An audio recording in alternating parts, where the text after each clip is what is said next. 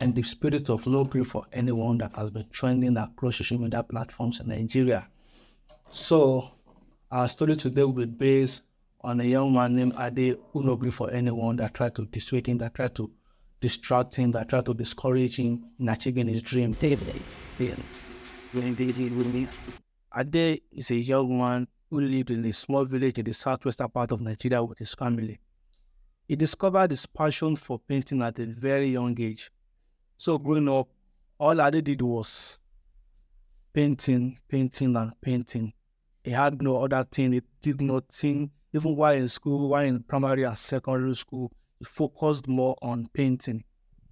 So when Ade was 20 years old, he graduated from secondary school.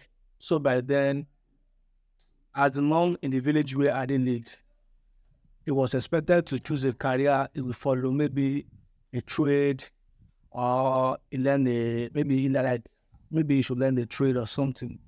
But he's focused mainly on the painting he did. So people were like, how will he provide for his family? How will he cater for himself? And all the likes. There were a lot of discouragement from people around him, his mom, his siblings, everybody were trying to discourage him. The only person that was supporting Aldo was his dad. His dad was so supportive of what he was doing. And that's the only thing I needed to keep moving. What other people say about him doesn't really touch him like that. When the discouragement from people around him were too much, Ade decided to relocate to Lagos from the village he was living with his parents. He believed when he gets to Lagos, he will meet people that will appreciate his craft more, people that will appreciate his painting. So that was Ade's belief before leaving for Lagos. It's 2 years since Ade left for Lagos, and things are not the way Ade thought it would be. So after 2 years of staying in Lagos, as hustling in Lagos, Ade's father was still the one sending feeding allowance to him over there, even his rent allowance, everything he needed. His father was still the one catering for everything for him. At a point, Ade was thinking of giving up on his dream for being a world-renowned painter, but something happened. He met a young man named Jide. Jide is a talent promoter. He discovered talent and promote them and make them known to people. So when Jide met Ade, Jide loved his artwork so much that he invited him to a private exhibition at Lekki in Lagos. Getting the first chance of his life to display his work, Ade was so happy. Ade woke up very early in the morning on the day for the exhibition, and he was the first person to get to the exhibition venue. On getting to the venue, the security guard at the entrance requested to see the invite of Ade. Ade put his hand into his pocket to bring out his wallet where he kept the invite. And guess what happened? Ade couldn't find the wallet in his pocket. It was then he discovered the guy he ran into while going to the venue of the exhibition had stolen his wallet from him. The guy was actually a pickpocket. So he had stolen the wallet from Ade. Without the invite, Ade could not attend the exhibition. So that was how he went back home sad. Few months after the Lekki incident, Ade was on Facebook one afternoon like that when they came across an advertisement about an exhibition that would take place in Abuja.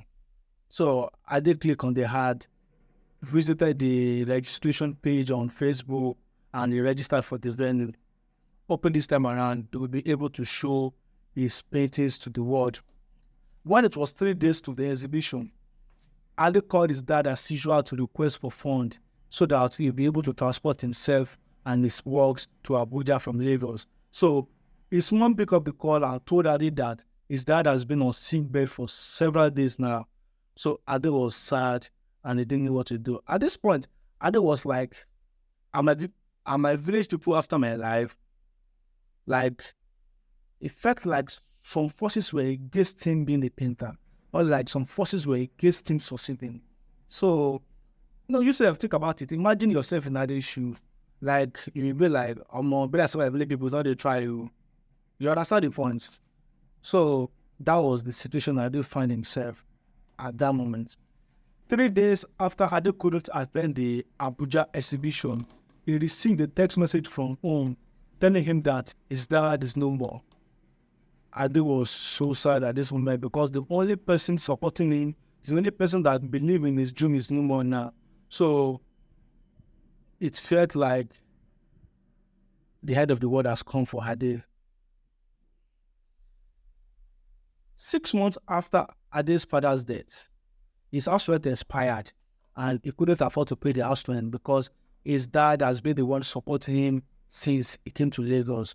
So he had nowhere to stay. He was forced out of the house and he had nowhere to go. So Ade started sleeping on the street of Lagos, sleeping anywhere he met himself, under the bridge, in a completed building, all sorts of places. One fateful afternoon, while Ade was sleeping under a tree, while his artwork were being displayed by the roadside, a rich man who just relocated from Germany back to Nigeria was passing by. He was driving in his car. Then he noticed Ade's paintings by the side of the road. The man drove towards Ade and parked his car beside the road. He came out of the car and was inspecting the paintings. The man was so fascinated by the paintings and he so much loved them. He asked people around who the owner of the paintings are. They pointed fingers at Ade and he was like, no, like he couldn't believe himself because of the condition Ade was at the moment. Like his physical condition was so bad that the man couldn't believe someone in such situations can be that brilliant. Like, you understand what I mean? So the man promised to help Ade. He gave Ade his business card and he promised to give Ade any help within his reach. That was how Ade called the man the following day. The man asked Ade to come to his house. As promised, the man later helped Ade and Ade began attending international exhibitions in Spain, Germany, United States, and that was how Ade became an international artist, international painter. The moral of the story is that never give up. No matter what people say about you, no matter how people try to distract you, how they try to dissuade you from pursuing your dream, don't give up. So if you can perceive it in your mind, you can achieve it. That's what I want to tell you. Thank you. God bless you. And don't forget to subscribe, like, and share our videos. And always come back to watch more videos every Friday.